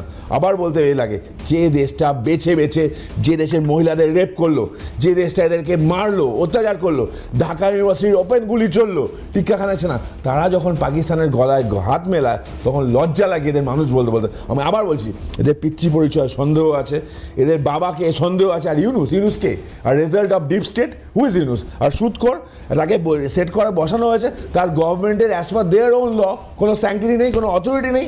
আর দাদাভাই মানবাধিকার কর্মী এত কথা বলছেন, তো উনি মানবাধিকার কর্মী যদি হয়ে থাকেন, তিনি তো নিশ্চয়ই জানেন ইউনাইটেড নেশন ডিক্লারেশন অনুযায়ী as per criminal law system একজন অ্যাকিউজের অধিকার আছে আইনজীবী পাওয়া। তো ওখানে আইনজীবী পাওয়া যাচ্ছে না কেন? মাস কিলিং অফ হিন্দুস কেন হচ্ছে? মাইনরিটি পপুলেশন ডিক্লাইন কেন করছে? পাকিস্তান তো জঙ্গিদের দেশ ছিল, বাংলাদেশটা কি জঙ্গিদের দেশে রূপান্তরিত হচ্ছে নাকি? দেখ, আমি একটু রেজাল্ট হিসেবে কিন্তু উত্তরটা নিয়ে নেবো। আর আরেকটা বিষয় একটু আপনারা জানেন যে অ্যাডেড ইনফরমেশন এক্ষেত্রে বলে রাখি যে আজকেও একজন শিক্ষক তিনি আক্রান্ত হয়েছেন। সনাতনী আক্রান্তর ঘটনা বাংলাদেশে এখনো চলছে, এটা আবারও একবার প্রমাণ তার। রেজাউল সাহেব, ব্যাপারটা হলো, আমি যেটা বলতে চাচ্ছি সেটা হলো, আসলে এখানে অশ্লীল কথা, অনভিপ্রেত কথা, এগুলো বলতে আমি আসিনি। যেটা সত্য, যেটা ন্যায়সঙ্গত, যেটা যুক্তিসঙ্গত, সে কথাই আমি বলবো। একটা হলো যে বলবেন রেজাউল সাহেব, আমি সরি, আপনি দুঃখিত, আপনাকে একটু ডিস্টার্ব করছি রেজাউল সাহেব, আই এম সরি। ওই 13 অ্যামেন্ডমেন্ট নিয়ে একটু বলবেন। কেয়ারটেকার গভর্নমেন্ট বলে আপনাদের সংবিধানে কোনো কিছু আছে কি আজকের দিনে? আপনি যেগুলো বলেছেন সব কথার উত্তর কারোই দেওয়া হয়তো সম্ভব না। এটা প্রত্যেকটা মানুষ তার নিজের অবস্থান থেকে কথা বলে। আপনিও সেভাবে বলেছেন, সেগুলো আমি বলতে চাচ্ছি না। যে আপনি পরিসংখ্যান গুলো দিয়েছেন, এই পরিসংখ্যান গুলো কোথেকে দিয়েছেন, কিভাবে পেয়েছেন আমি জানি না, মিথ্যা, সম্পূর্ণ মিথ্যা। 4 লাখ লোক মহিলা রেপ হয়েছে, তাদের সন্তানরা দেশ চালাচ্ছে, তারা চলবে, এগুলো আমি জানি না। এগুলো আপনি কোথায় পেয়েছেন, কোন বিদ্যা অর্জন করেছেন? বাবার পরিচয় অনেকে অস্বীকার করে মাঝে মাঝে। সেটা হলো যে ভারতীয়রা সমরাস্ত্র, ভারতীয় প্রশিক্ষণ, সেনা প্রশিক্ষণ অত্যন্ত চমৎকার আছে। আপনি এটা রাখবেন যে বাংলাদেশ সেনাবাহিনী একটা ওয়ার্ল্ড ক্লাস সেনাবাহিনী, বাংলাদেশ মিলিটারি একাডেমি, এবং সেখানে বাংলাদেশ মিলিটারি একাডেমি থেকে যে সমস্ত প্রশিক্ষণ নিয়ে বের হচ্ছেন যেসব অফিসাররা, বাংলাদেশের যেসব নেভাল অফিসাররা রয়েছেন, সৈনিকরা রয়েছেন, বিমান সেনারা রয়েছেন, এরা যথেষ্ট প্রশিক্ষণ প্রাপ্ত। তারপরে এর প্রমাণ হলো জাতিসংঘ বাহিনীতে গিয়ে তারা ফার্স্ট হচ্ছে, অনেক ক্ষেত্রে অনেক জায়গায় গিয়ে তারা সুনাম অর্জন করছে। এখন যদি ওইরকম কোনো কাজে লাগে, কোনো যখন যদি কর্মক্ষেত্রে কোনো কিছু প্রয়োজন হয়, তখন হয়তো তারা সেখানে তাদের কর্মক্ষেত্রে তারা তাদের দক্ষতা প্রদর্শন করবে, বা যেখানে করার প্রয়োজন সেখানে তারা করছে। দ্বিতীয় কথা হলো যে লুঙ্গি পরা লোকগুলোর কথা বলছেন, গাধাগুলোর কথা বলছেন। কোথায় লুঙ্গি পরা গাধা, কোথায় লুঙ্গি পরা লোক দেখেছেন সেটা আমি জীবনে কোনোদিন দেখি নেই। এখানে যারা আছে বাংলাদেশে, হ্যাঁ, ধর্মীয় অনুদারতা যেখানে নেই সেখানে এগুলো থাকতে পারে।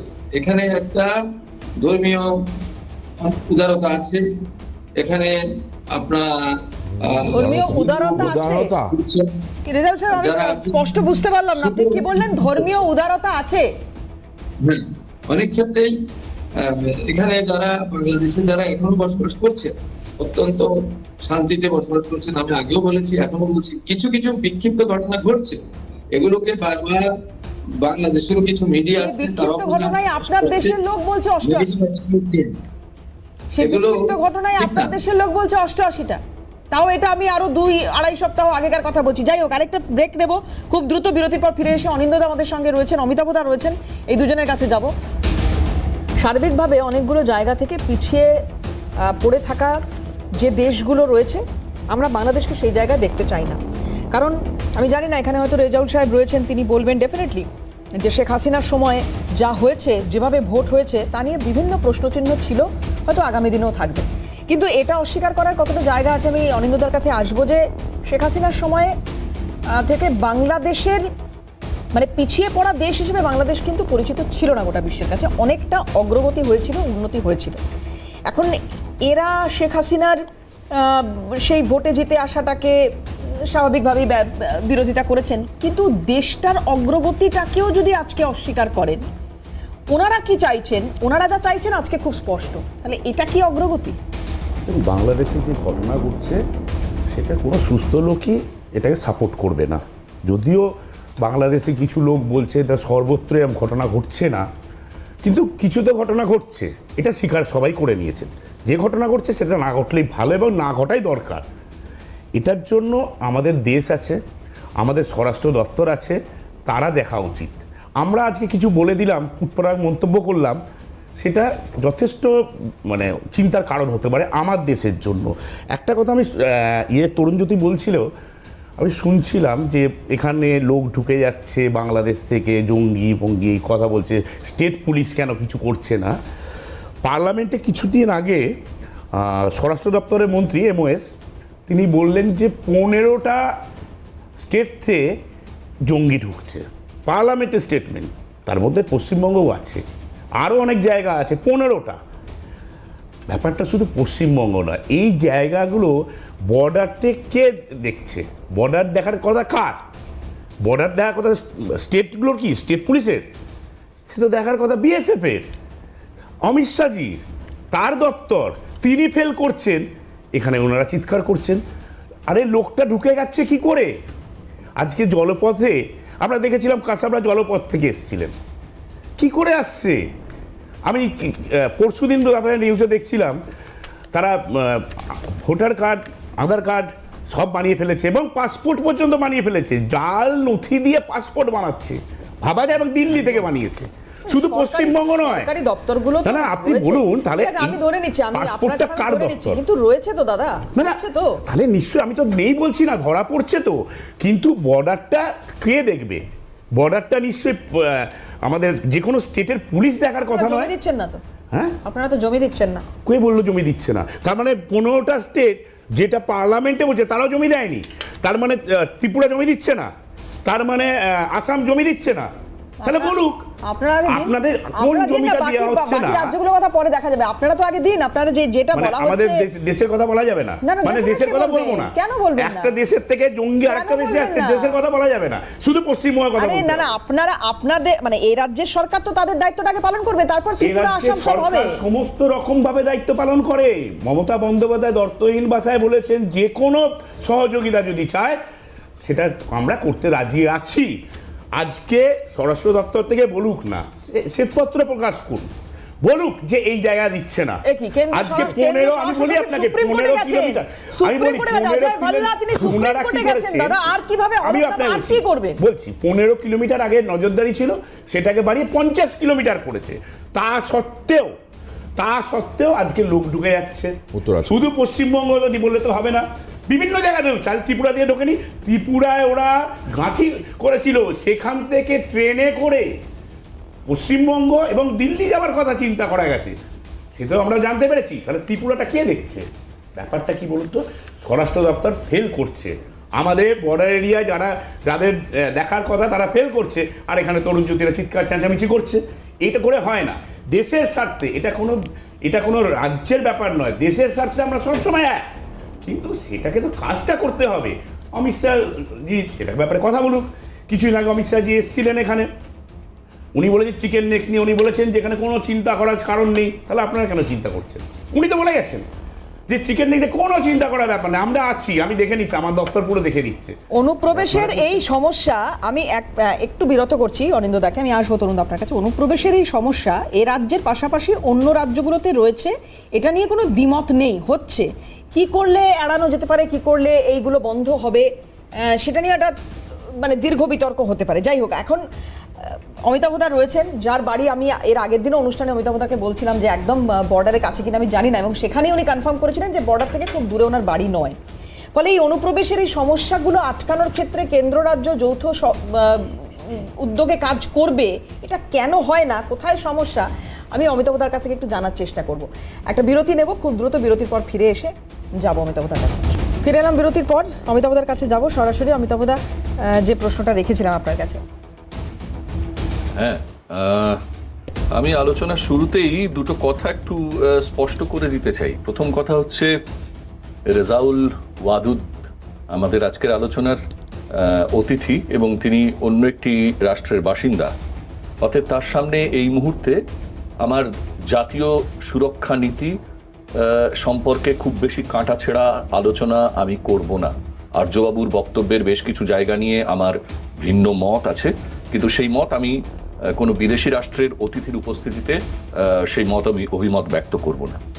একই সঙ্গে আরো একটি কথা খুব স্পষ্টভাবে বলে দিই, আপনি যে সরকারি পদেই থাকুন মাননীয় ওয়াদুদ সাহেব, আমি আপনাকে বাংলাদেশের আম বাঙালির চেতনার প্রবক্তা বলে যেমন মনে করছি না, ঠিক তেমনি অনুগ্রহ করে আজকের এই আলোচনায় একজন সহ আলোচকের মুখ থেকে শোনা কোন সংবিধান টোকা, কার লুঙ্গি এবং প্যান্ট খুলে নেওয়া হবে, কোন মুখ্যমন্ত্রী পাল্টি মারেন, এই যাবতীয় অসভ্যতা এবং বর্বরচিত বাক্যবানকে অনুগ্রহ করে ভারতীয় মনোভাব বলে গ্রহণ করবেন না। We Indian people do not subscribe to this kind of attitude. আমরা এখনো বিশ্বাস করি এই উপমহাদেশে শান্তি, সৌভ্রাতৃত্ব এবং যথাযথ সংযমের পরিবেশ বজায় রাখার দায়িত্ব উভয় রাষ্ট্রের সচেতন নাগরিকদের উপরে বর্তায়। তাই আমি তীব্র ভাষায় আমি জানি না যে দলের মুখপাত্র হিসেবে তিনি এই মতামত রাখছেন, এই দল এই বক্তব্যকে কাল এন্ডোর্স করবে কিনা, কিন্তু আমি দ্ব্যর্থহীন ভাষায় এর বিরোধিতা এবং নিন্দা জানাচ্ছি। এই ভাষায় আমি আমার কোনো আত্মীয় স্বজন, প্রতিবেশী, বান্ধব এমনকি শত্রুকেও এই ভাষায় কথা বলতে আমরা অভ্যস্ত নই, এই আমাদের সংস্কৃতি নয়। তৃতীয়ত, এই আলোচনার প্রেক্ষিতে অনেক চমৎকার চমৎকার তথ্য এবং কথা উঠে আসছিল যা সত্যি সত্যি আমাকে রোমাঞ্চিত করছে। মানে গণতান্ত্রিক রাজনীতির পরিসর যখন কোণঠাসা হয়ে যায় তখন এই যুদ্ধ ব্যাপারগুলো জেগে ওঠে। সেটা বলতে গিয়ে এমনকি প্রথমে যে মতামত শোনানো হলো নিউজ রুম থেকে, তাতে শুনলাম সাংবাদিক বলছেন পরমাণু বোমা বানাবার জন্য রেডিয়াম কোথা থেকে আসবে। রেডিয়াম দিয়ে পরমাণু বোমা তৈরি হয়? আমি জানতাম না। আমি জানতাম সেটা ইউরেনিয়ামের ভারী জলের প্রয়োজন হয়, কিন্তু ইউরেনিয়ামটা কেউ চাইলেই কাউকে দিয়ে দিতে পারে না। এমনকি যে দেশ ইউরেনিয়াম উত্তোলন করে সে চাইলেও ইউরেনিয়াম কাউকে বেচতে পারে না, তার একটা আন্তর্জাতিক প্রোটোকল আছে। অতএব চাইলেই বাংলাদেশ পরমাণুর অস্ত্র বানাবার জন্য তার যে মূল মৌলিক উপাদান ইউরেনিয়াম পেয়ে যাবেন কোনো জায়গা থেকে, এটা এত সহজ নয়। দ্বিতীয়ত, ভারত তার ফার্স্ট স্ট্রাইক এই নীতিটার অবস্থানটা বদলাবে কিনা আমি আবারও বলছি, আমি কোনো বিদেশি রাষ্ট্রের অতিথির উপস্থিতিতে সে বিষয় নিয়ে চুলছেড়া আলোচনায় বা সেই নীতিগত সেই স্ট্র্যাটেজিক পয়েন্ট নিয়ে কোনো আলোচনাতে আপাতত রাজি নই। কোন দেশে চিলড্রেন অফ ওয়ার যারা হয় তারা দুর্ভাগ্যের শিকার, তাদেরকে বেঈমান বলে একই জায়গায় দাঁড় করিয়ে দেওয়ার বিরোধিতা সরাসরি মানবাধিকারের বিরোধী বলে আমি বিশ্বাস করি। ফলে দেশ চলনা চাইয়ে যারা বলছেন এবং একই সঙ্গে যারা বলছেন যে সরকারে আজতে যাएंगे জাতি যাएंगे, তো ঠিক একই রকম ভাবে কালকে এই আলোচনার টেবিলে এই তিওয়ারিদের মুখ দেখা নাও যেতে পারে, যারা লুঙ্গি লুঙ্গি বলছেন এখন আর দাড়ির কথা বলছেন না কারণ তারা নিজেরা দাড়ি বেষ্টিত বলে, ঠিক একই রকম ভাবে কাল এরা থাকবেন না এই আলোচনার টেবিলে। কিন্তু এই দেশটাকে থাকতে হবে, এই দেশটার মৌলিক নীতিগুলো থাকতে হবে। সেই মৌলিক নীতির মধ্যে আমরা শান্তিপূর্ণ সহাবস্থানের যে পঞ্চশীল নীতির ভেতরে আস্থা রেখেছি, সেই আস্থাকে এখনো পর্যন্ত খারিজ করে দেয়নি কোনো সরকার। অতএব এই উগ্রতার আমি তীব্র বিরোধিতা করি। বাংলাদেশে যা চলছে আমি এর আগেও বারবার বলেছি, সেটা একটা টোটাল নৈরাজ্য, সম্পূর্ণ অ্যানার্কি চলছে। সেই অ্যানার্কির কন্ডিশনকে কমপ্লাই করবার জন্য ভারতের মতো একটি সুগঠিত গণতান্ত্রিক রাষ্ট্রের কোনো রাজনৈতিক দল বা সরকারের সঙ্গে যুক্ত না থাকলেও কোনো সাধারণ নাগরিকের কণ্ঠে এমন কোনো দায়িত্বহীন কথাবার্তা উঠে আসা কাঙ্ক্ষিত নয়। আমাদের দেশের স্বরাষ্ট্রমন্ত্রী খুব স্পষ্ট করে শিলিগুড়িতে দাঁড়িয়ে সেদিন বলেছেন, আমরা সুরক্ষিত আছি, আমাদের উপরে যদি আক্রমণ কোনোভাবে কেউ সানানোর চেষ্টা করে তার জবাব দেওয়ার যথেষ্ট প্রস্তুতি আছে। কিন্তু সেই জবাবটাকে হিন্দি ফিল্মি ঢঙে আমার কাছে এত রাফায়েল, আমার কাছে এতগুলো মিগ, আমার কাছে এতগুলো তেজাস ইত্যাদি বলে পরিসংখ্যান, আমরা 26শে জানুয়ারি যে প্যারেডগুলো প্রতি বছর করি তাতে আমাদের রাষ্ট্রীয় সমরসজ্জার একটা মোটামুটি ছবি সারা বিশ্বকে জানানো হয়ে যায়। অতএব এখানে আলোচনার টেবিলে একটা বিদেশি রাষ্ট্রের অতিথিকে বসিয়ে সেইগুলো শোনানো কার্যত চমক এবং ধমকের পরিবেশকেই তৈরি করে বলে আমি বিশ্বাস করি। এই ডিপ্লোমেসি এই জায়গার সঙ্গে আমার সমর্থন নেই। আমি আবারও বলছি, হ্যাঁ আমি সীমান্তবর্তী এলাকায় থাকি, আমি দেখেছি সেখানকার মানুষকে পীড়িত হয়ে এপারে আশ্রয় নেওয়ার জন্য চেষ্টা করতে, এবং সেই চেষ্টার পেছনে যে খুব সাম্প্রতিক কালে সিএএ এর একটা ভূমিকাও আছে, তারও সেই জায়গাটাকেও আমি অগ্রাহ্য করতে পারি না। আবারও বলছি, আপনি আপনার পদে বসে, মাননীয় ওয়াদুদ সাহেব, আপনি আপনার পদে বসে যতই ইউনুস বন্দনা করুন, যতই আপনি তথ্য বিকৃতি ঘটিয়ে দেখানোর চেষ্টা করুন, একটি অত্যন্ত নিকৃষ্ট মানের সরকারের হাত থেকে উদ্ধার হয়ে গেছে বাংলাদেশ, একটি মুক্ত বাংলাদেশ এসে গেছে। আপনি বিএনপি জয়গান গাইছেন, তারা এখন জামাত, এখন বিএনপি, এরা এখন গণতান্ত্রিক রাজনীতিতে শরিক হওয়ার জন্য কতটা উন্নত হয়ে উঠেছে বলে আপনি তাদের সার্টিফিকেট দিচ্ছেন। এ আপনার ব্যক্তিগত অভিমত। আমাদের অভিজ্ঞতা বলে এই সব শক্তিকে আমরা কোনোদিন ট্রাস্ট করিনি, আগামীতেও করব না, কারণ এদের শাসনকালে আমরা বাংলাদেশের অবনতিটাই দেখেছি। সুতরাং যে সময় বাংলাদেশের আর্থসামাজিক সাংস্কৃতিক পরিসরের, মানবাধিকারের এবং সর্বোপরি সেখানকার শান্তি শৃঙ্খলার উন্নতি দেখেছি, আমরা সেই পরিস্থিতিকেই কাম্য বলে মনে করি এই উপমহাদেশের শান্তি, সুরক্ষা, অর্থনৈতিক বিকাশ, মানবাধিকার প্রতিষ্ঠার জন্য। অতএব আমরা আন্তর্জাতিক নিয়ম অনুসারেই শেখ হাসিনাকে প্রাইম মিনিস্টার ইন এক্সাইল বলে মনে করছি, এবং ঠিক একই জায়গা থেকে আবারও বলছি, অনতি বিলম্বে বাংলাদেশে নির্বাচন করিয়ে সব অবাধ নির্বাচনকে সুসংগঠিত করবার পরিবেশ তৈরি করে দেওয়াটাই আপাতত তত্ত্বাবধায়ক সরকার হিসেবে আপনারা যদি করেন, উপমহাদেশে এই বারবারন্ত, এই বক্তৃতাবাজি, এই বয়ানবাজির গরম গরম পরিবেশটাকে প্রশমিত করা যায়, সেটা খুব দরকার, আশু দরকার।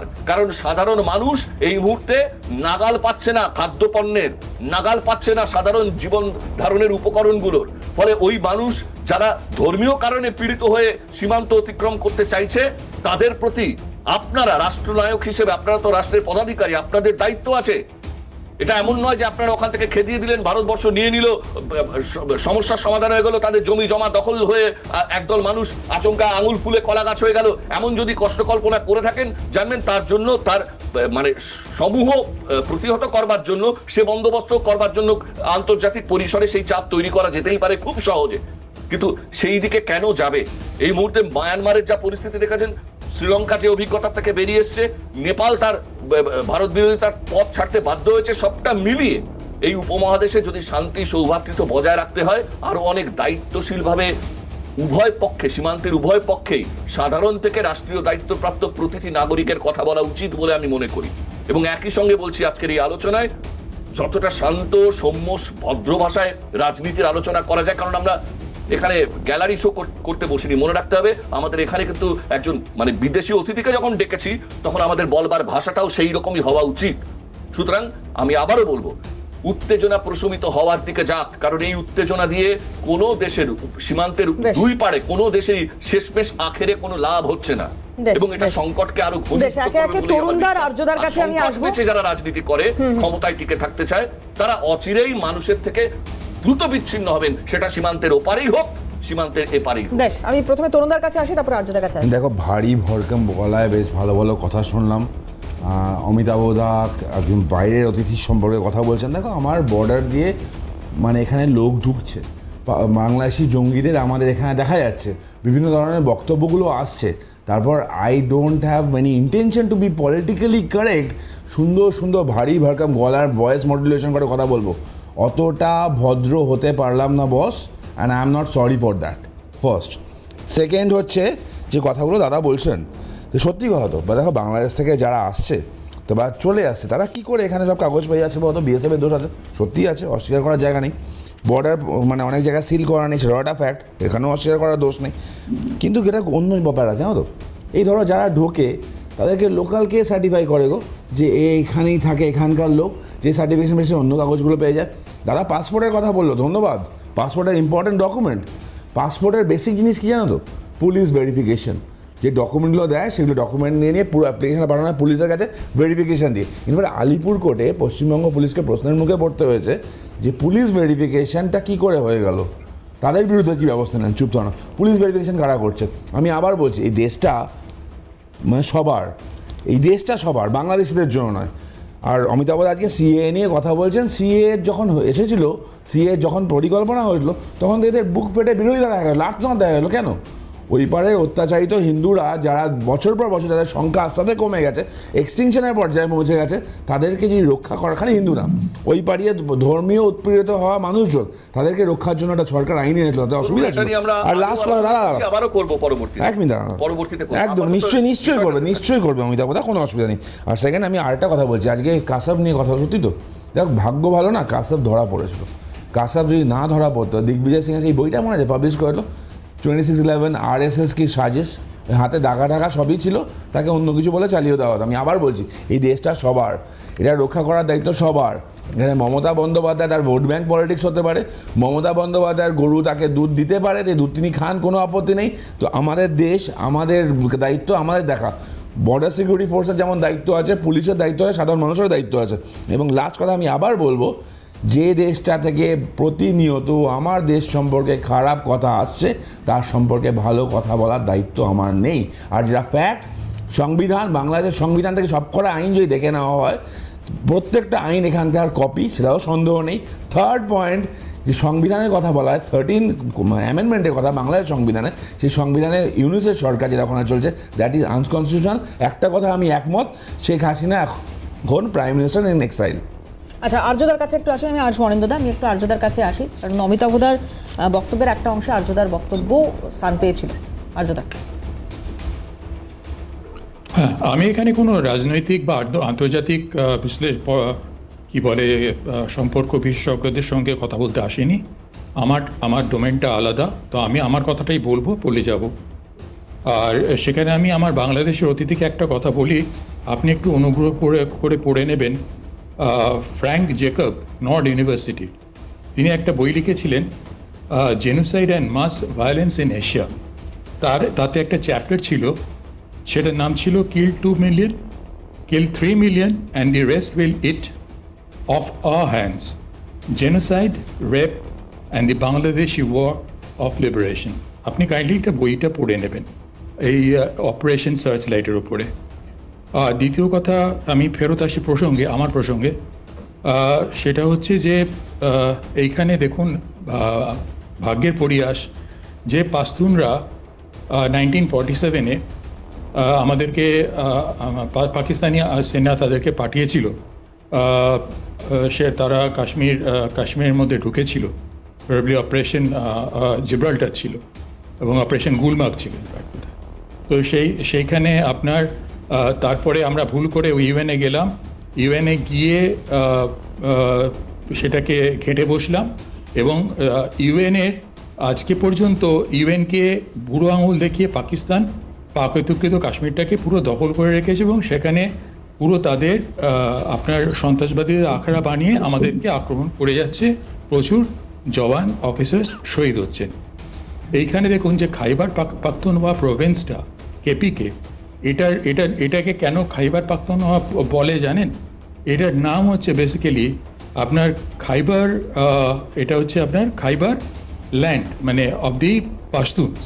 বেসিক্যালি খুব ছোট কথায় বলতে হলে খাইবার পাখতুনখোয়া। তো সেখানে আপনার পাশতো ল্যাঙ্গুয়েজ মানে ইউজ করা হয়। এখানে এটাকে বলা হয় Khyber side of the land of the Pashtuns. সেই পাশতুনসরাই আজকে কিন্তু দেখুন ওখানে অ্যাটাক করছে, এবং সেখানে অ্যাবোটাবাদও আছে যেখানে ওসামা বিন লাদেনকে রাখা হয়েছিল, খুবই রুক্ষ সূক্ষ্ম অঞ্চল। তো এখানে আমার বাংলাদেশের এ নিয়ে কোনো বিদ্বেষের ব্যাপার নেই, যদিও বাংলাদেশ বিদ্বেষ দেখিয়ে যাচ্ছে, সেটা কেউ কেউ ভুলে যাচ্ছেন, তাদের ব্যাপার। আমার ক্ষেত্রে এটা কনসার্নের ব্যাপার, এবং আমি যখন কনসার্ন বলি আমি তখন আমার সমস্ত ধর্মের লোকজন যারা আছেন তাদেরকে ধরি, কাউকে বাদ দিই না। আর এখানে আমার কনসার্ন যেটা, সেটা হচ্ছে Bangladesh is being control by Pakistan, ISI। আর সেইখানেই আমাদের সমরাস্ত্র, যুদ্ধনীতি, আত্মরক্ষা, এই ব্যাপারগুলো ভাবতে হবে। আর একটা কথা আমি বলে রাখি, আজকে আমি বলছি যে সেদিনকে আমি বলিনি, ইচ্ছে করেই এড়িয়ে গেছিলাম, আজকে আমি বলে যাচ্ছি যে অগ্নি 6 নিয়ে সেদিনকে কথা হচ্ছিল। তো অগ্নি 6-এর দুটো পেলোড আছে, একটা নিউক্লিয়ার পেলোড আর একটা আপনার আছে সেটাকে সংক্ষেপে বলা যায় হাইড্রোজেন বম্ব। সেটা যেহেতু সন্দেহের তালিকায় আছে এবং পাবলিক ডোমেনে আছে, সেই জন্য আমি এই কথাটা বললাম। এটার কথা মানে এই নয় যে I am cyber rattling, it's not about cyber রেটলিং।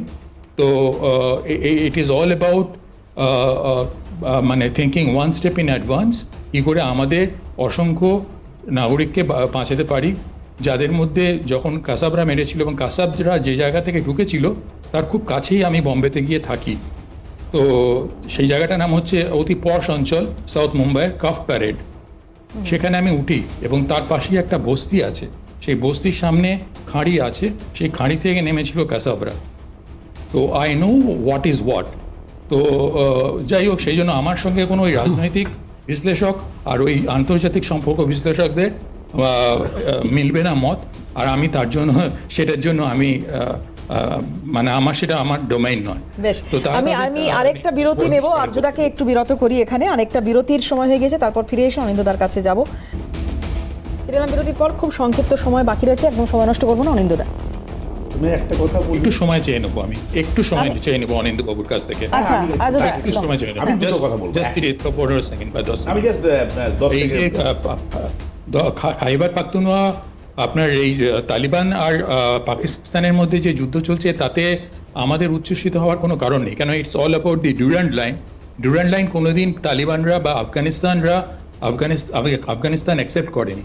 আর এই 2017-তে পাকিস্তান ফেন্সিং করার পর থেকে এই রক্তক্ষয়ী সংঘর্ষ প্রচুর বেড়ে গেছে।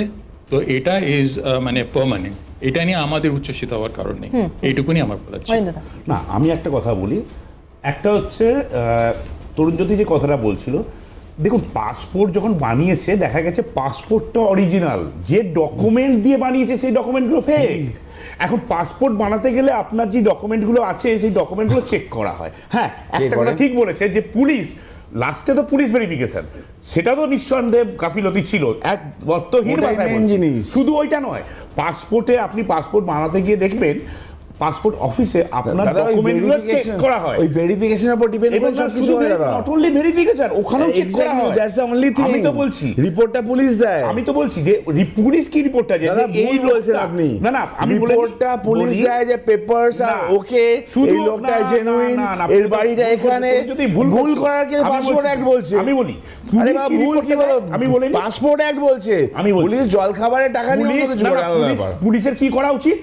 ওই অ্যাড্রেসে গিয়ে ভেরিফাই করা উচিত যে ওই লোকটি ওইখানে থাকে কিনা। নো, এবং তাদের ডকুমেন্ট ভেরিফিকেশন, এবং তার সঙ্গে যে ডকুমেন্টগুলো আছে সেগুলো আরেকবার ভেরিফিকেশন। হ্যাঁ, সেটা কোথায় হচ্ছে? ফার্স্ট টাইম ভেরিফিকেশনটা কে করছে? ফার্স্ট টাইম ভেরিফিকেশন হয় না, দেখা হয় দাদা। একদমই হয়। আপনি মিসগাইড করছেন লোককে। তার মানে পাসপোর্ট বানাতে গেলে মিসগাইড করছেন। একদম নয়। পাসপোর্ট আপনি অ্যাপ্লাই করলেন, প্রথমে কাগজ জমা করলেন, জমা করার পর তার ভেরিফিকেশন করে পুলিশ।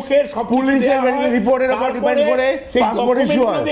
পুলিশ ভেরিফিকেশন রিপোর্টের উপর বেস করে পাসপোর্ট ইস্যু হয়। দ্য অনলি থিং, যেখানে পুলিশ ভেরিফিকেশন রিপোর্টটা যদি কম্প্রোমাইজ হয় তাহলে মানুষ কি করবে? আচ্ছা, সময় খুব সংক্ষিপ্ত, একটু অনিন্দদা শেষ করে দিন। না, আমি বলি পুলিশ ভেরিফিকেশনটা যেটা ইম্পর্টেন্ট, নিঃসন্দেহে আমি তো মানছি, কিন্তু পাসপোর্ট বানাতে গেলে পাসপোর্ট অফিসের লোকেরাও এগুলো দেখে, ডকুমেন্টগুলো দেখে। দেখা ভেরিফিকেশন এক নয়। কথা হচ্ছে ওরা ভেরিফাই করে। দ্বিতীয় কথা হচ্ছে, আরেকটা কথা বলি, দেখুন আমার দেশকে অন্য কোনো দেশের লোকেরা যা তা কথা বলবে, গালিগালাজ করবে, সকালবেলা ঘুম থেকে উঠে আপনাদের চ্যানেলে দেখবো আমাদের দেশকে নিয়ে অন্য কোনো দেশ, সে যে দেশই হোক, কথা বলবে আর আমরা চুপ করে থাকবো, হবে না। এত কিছু ভালো করতে পারবো না। সবার আগে আমাদের দেশ, তারপর অন্য কিছু। আমাদের দেশকে যদি আঙুল তোলে, আমরাও 4টে আঙুল তোলাতে ক্ষমতা রাখি। অতএব আমার কাছে আমার দেশ আগে। অন্য কোনো দেশের লোকেরা যদি তারা এই ধরনের কথা বলে, তাদেরকে যথেষ্ট আমরা সম্মান দিই, কিন্তু তারা যদি সেটা না রাখতে পারে, আমরাও সম্মান রাখতে দেবো না। এটাই শেষ কথা। বেশ, আমি রেজাউল সাহেবকে দিয়ে আজ অনুষ্ঠান শেষ করবো। রেজাউল সাহেব, পাকিস্তানের মদতে আপনার দেশটা চলবে বলে আপনি মনে করছেন? আপনি যেভাবে কথা বলছেন, আসলে এটাতে আমার হাসির উদ্রেক হচ্ছে। পাকিস্তানের মদদে বাংলাদেশ চলবে, আসলে কারোই কোনো মদদে কোনো দেশ চলে না, এটা আপনি ভালো করে জানেন। প্রত্যেকটা দেশে তার নির্দিষ্ট। তাহলে আপনারা যে এত বছর বলে এসেছেন শেখ হাসিনা ভারতের মদতে দেশ চালাচ্ছে, সেটা সঠিক নয়? না, এটা আমি বলবো না। এখানে শেখ হাসিনা তার মতো করেই চালিয়েছেন। তিনি যেটাকে ভালো মনে করেছেন সেটাই করেছেন। এটা ভালো হোক মন্দ হোক, দেশের জনগণের জন্য তিনি তার জন্য যেটা ভালো মনে করেছেন সেটাই করেছেন। আর পাকিস্তানের মধ্য দিয়ে বাংলাদেশ চলবে, একথা আসলে মানে আমাদের দেশের কেউ এখনো বলছে না। তবে যদি মদত প্রয়োজন হয় বলবে না, তাহলে চীনের মদত হতে পারে, পাকিস্তানের মদত হতে পারে, ভারতের মদত হতে পারে, তুরস্কের মদত হতে পারে, রাশিয়ার মদত হতে পারে, আমেরিকার মদত হতে পারে। অসুবিধা কি? আপনার ডক্টর ইউনূসকে নিয়ে যদি এত কথা হচ্ছে, উনি আমার আত্মীয় না, স্বজন না, এবং ওনার কাছে আমার কোনো কাজও নেই। তারপর আমি বলছি যে সারা পৃথিবী, সমস্ত পৃথিবীর যত শীর্ষ নেতৃবৃন্দ তাকে সম্মান করে একজন বর্ষিয়ান নেতা হিসেবে, এবং গ্রেট ব্রিটেন বলেন, অস্ট্রেলিয়া বলেন, আমেরিকা বলেন, তাকে তারা সম্মানের দৃষ্টিতে দেখে। বাংলাদেশের মানুষ তাকে সম্মানের দৃষ্টিতে দেখে। কিন্তু আমার যে আলোচক ভাই বলেছেন যে সুদের কথাটা বলছে, সুদ তো হলো ব্যাংকে যার অ্যাকাউন্ট আছে তিনি সুদের সাথে সংশ্লিষ্ট, অ্যান্টি ইসলাম নয় উনি হন আর যিনি হন। আর ডক্টর ইউনূস বাংলাদেশে যে গ্রামীণ ব্যাংকের প্রতিষ্ঠাতা, এই ব্যাংকের অ্যাকাউন্টের মালিকানাও তার নেই। এটা যারা অ্যাকাউন্ট হোল্ডার তাদেরই মালিকানা দিয়েছেন। অন্য 10টা ব্যাংক যেভাবে, অন্য 10টা ব্যাংকের কর্তৃপক্ষ যেভাবে সুদ বা ইন্টারেস্ট বা লভ্যাংশ গ্রহণ করে থাকে, গ্রামীণ ব্যাংকের সুদ বা লভ্যাংশের পরিমাণ আরো অনেক অনেক কম। এবং ডক্টর ইউনূস দারিদ্র বিমোচনের জন্য তিনি লড়াই করছেন, বেশ, সুদের জন্য। তার লড়াই সার্থকতা পাক, এটাই আমরা চাইবো। তিনি দেশের জন্য যদি লড়াই সত্যি করে থাকেন, দেশের না, উনি মানুষের এতগুলো জন্য। কথা বললেন, যা বললেন না হ্যাঁ। যে ডক্টর ইউনূসের নামে যে ট্যাক্স ফ্রডের কেসটা ছিল, উনার দেশের সরকারই করেছিল 409 কোটি টাকার, একদম। যে ইসলাম সুদ যাই হোক, সাপোর্ট আজকে করে না, সময় শেষ, যে সেরকম একটা সময় লোককে থাকবে বের রেজাল্ট সাহেবের করেছে। উত্তর ডেফিনেটলি নিতাম। আজকে একদম সময় শেষ। প্রত্যেককে ধন্যবাদ সময় দেওয়ার জন্য, এবং আপনারা যারা ছিলেন আমাদের সঙ্গে ক্যামেরার উপর থেকে, আপনাদেরও ধন্যবাদ। শেষ করছি, অন্যান্য খবরের জন্য চোখ থাকুন CNN।